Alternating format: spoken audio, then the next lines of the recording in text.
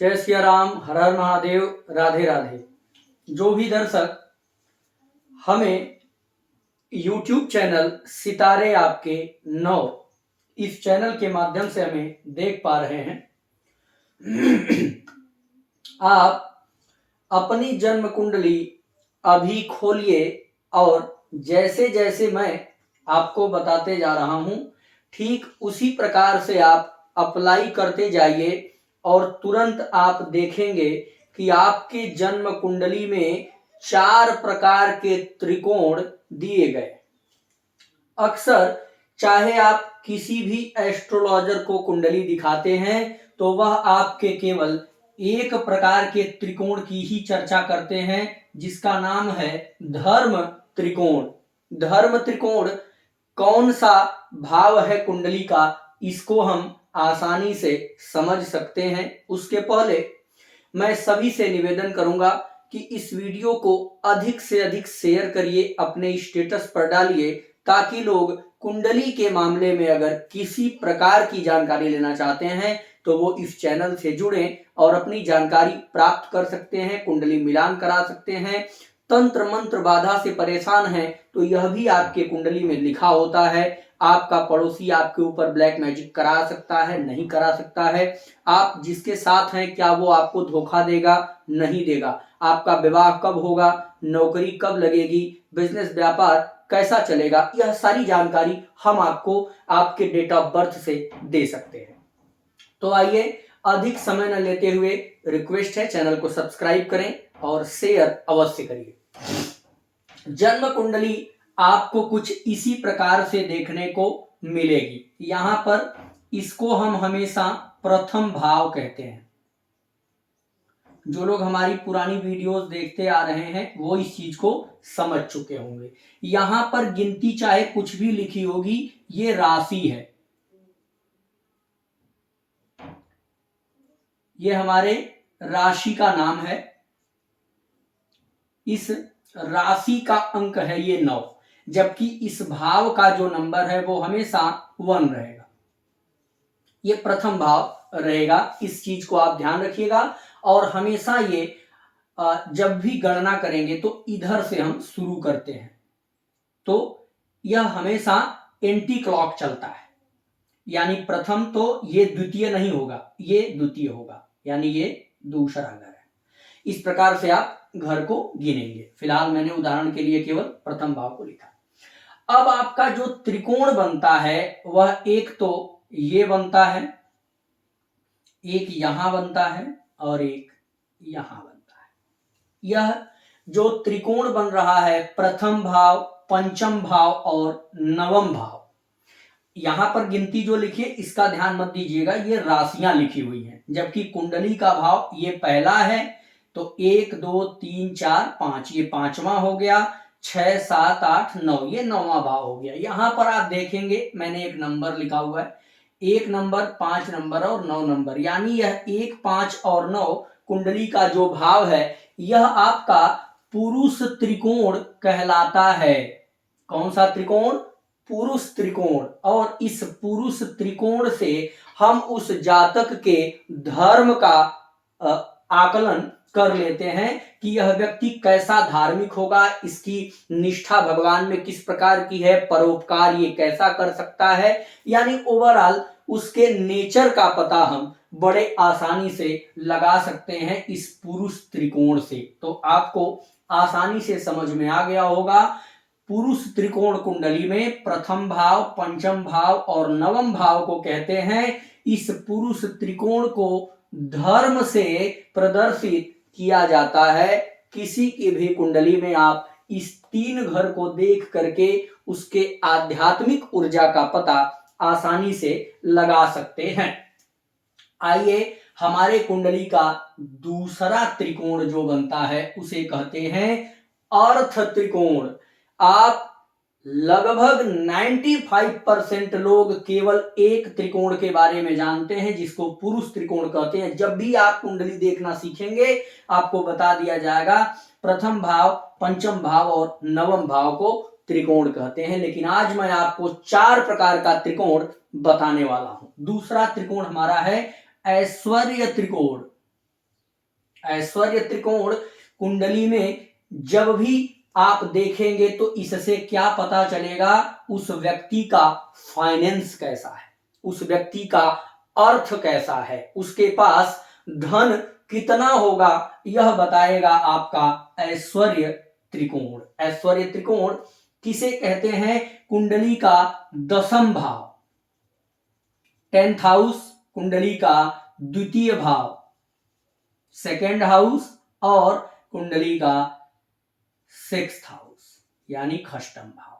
तो ये 10th, द्वितीय और खष्टम, यहां से गिनिए 1 2 3 4 5 यहां आ गया, 6 7 8 9, यानी जब भी त्रिकोण बनेगा तो नवम और पंचम का संबंध बनना चाहिए। यहां से देखिए 1 2 3 4 5, ये 10th 5वां पड़ा, यहां से भी ये 5वां पड़ा, और यहां से भी ये 5वां पड़ा, अब यहां से ये 9वां पड़ जाएगा। यानी नवम पंचम का संबंध जब भी घरों में बनेगा तो त्रिकोण शब्द कहलाए।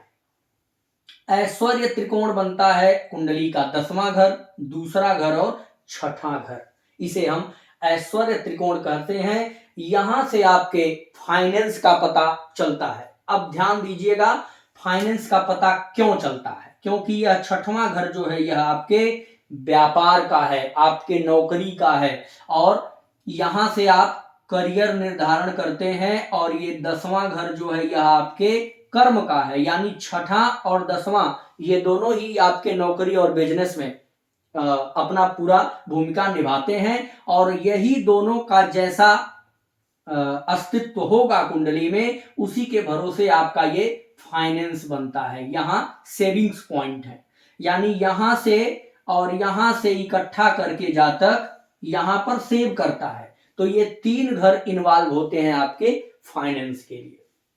अगला हमारा जो त्रिकोण बन रहा है वह बनेगा प्रकृति त्रिकोण, और उसे कहते हैं काम। आपके अंदर काम का कितना प्रभाव दिख रहा है, आप कितना लग्जरियस रहना चाहते हैं, आप कितना कामातुर रहते हैं, और आपके अंदर इन 4 भावों में से काम कितना प्रभावी है, यह बताएगा आपका प्रकृति त्रिकोण। यानी आपका नेचर कैसा है, कितना आस्तिक हैं, कितना नास्तिक हैं, कितना कामातुर हैं, कितना धार्मिक हैं, यह भी आपके लिए बहुत इंपॉर्टेंट बनता है। प्रकृति त्रिकोण जो आपके कुंडली का 7th, 11th और 3rd यानी तृतीय हाउस। अब यह आपके व्यापार का भी है, विवाह का भी है, पार्टनर का भी हाउस है। पार्टनर से लाभ आपको कितना होगा, पार्टनर से आपको लाभ कितना होगा, यह एकादश भाव तय करेगा, और उस लाभ के लिए आप कितना पराक्रम करेंगे, यह आपका तृतीय भाव तय करेगा। तो इस प्रकार से आप जानेंगे कि ऐसा व्यक्ति कितना कामासक्त हो सकता है, उसके अंदर कितनी काम की भावना चलती है, यह आपको प्रकृति त्रिकोण से पता आसानी से चल जाएगा। किसी के बारे में जब भी आप रीड कर रहे होंगे तो उसके नेचर को बाखूबी समझने के लिए एक तो धर्म त्रिकोण, दूसरा काम त्रिकोण यानी प्रकृति त्रिकोण और पुरुष त्रिकोण, ये 2 पर विशेष नजर रखना होगा। लास्ट का हमारा जो त्रिकोण है वह है मोक्ष त्रिकोण। अधिकतर लोग प्रश्न करते हैं हमारा धार्मिक उत्थान किस लेवल का होगा, क्या हमें ईश्वर की प्राप्ति होगी, तो यह तय करेगा आपका वैराग्य त्रिकोण। वैराग्य त्रिकोण कौन सा घर होता है, एक तो 4th हाउस, दूसरा 8 नंबर, तीसरा 12th नंबर। कंफ्यूज मत होइएगा, ये हमने राशियां लिखी है, ये घर का नंबर है, चौथा घर है ये। तो 4 8 और 12 इन भावों को हम कहते हैं वैराग्य त्रिकोण। अब इसे वैराग्य त्रिकोण क्यों कहते हैं, जरा इस पर विचार करिए। ये चतुर्थ भाव जो है ना, इसको हम सुख भाव कहते हैं। जो 8 नंबर का भाव है ना, इसको हम मृत्यु भाव कहते हैं, और जो 12th नंबर का भाव है इसको हम व्यय यानी खर्च का भाव कहते हैं। अब ध्यान रखिएगा, अगर आपके कुंडली का सुख भाव पीड़ित हो रहा है, सुख भाव कमजोर हो रहा है, सुख भाव में समस्या दिख रही है, तो सीधा सा समझिए कि आप अपने वैराग्य भाव को मजबूत कर लिए। क्योंकि वैराग्य तभी होगा जब आपके पास सुख सुविधाओं की कमी होगी। जब आपके पास बहुत सुख सुविधाएं होंगी तब तो वैराग्य करना बड़ा कठिन होगा भैया। बढ़िया गाड़ी होगी, बढ़िया मकान होगा, खूब पैसा होगा, तब क्यों वैराग्य होगा? तब तो आप कहेंगे अरे जिंदगी मिली है, शान से जीना है कि साधु बाबा बनना है।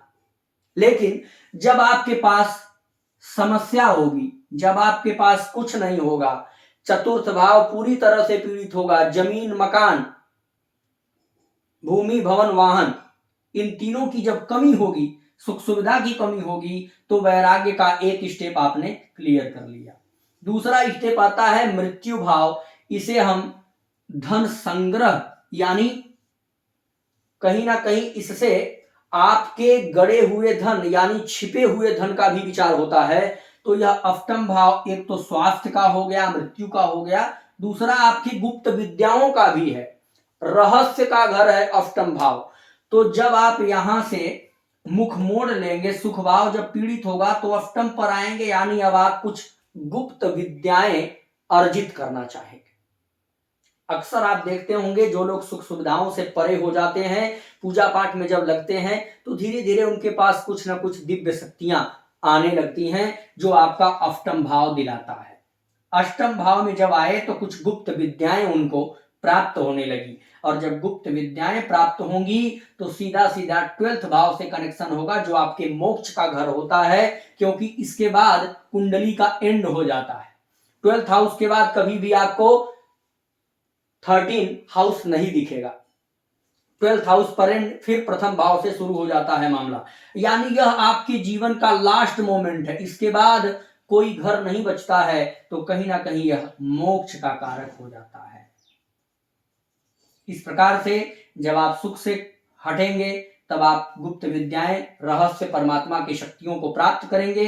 जब परमात्मा की शक्तियां मिलेंगी तब उसका उपयोग आप लोगों पर करेंगे, उपकार करेंगे, परोपकार करेंगे, लोगों की मदद करेंगी, बहुत बड़े शक्तिशाली धीरे धीरे बन जाएंगे, और इस प्रकार से आपका मोक्ष तय हो जाता है। यह आपके कुंडली में सब कुछ लिखा हुआ है। तो इस प्रकार से आप 4 प्रकार के त्रिकोण का वर्णन कुंडली में देख सकते हैं। यह चारों त्रिकोण धर्म, अर्थ, काम और मोक्ष से है। इसमें से जो त्रिकोण बलवान होगा उसी की अधिकता आपके जीवन में अधिक होगी। अगर धर्म त्रिकोण बलवान होगा तो आप धार्मिक होंगे, अर्थ त्रिकोण बलवान होगा तो आप धनवान होंगे, काम त्रिकोण बलवान होगा तो आप कामायुक्त रहेंगे, और मोक्ष त्रिकोण बलवान होगा तो सब कुछ करने के बाद अंत में मोक्ष की तरफ जाने का विचार मन में आएगा ही आएगा।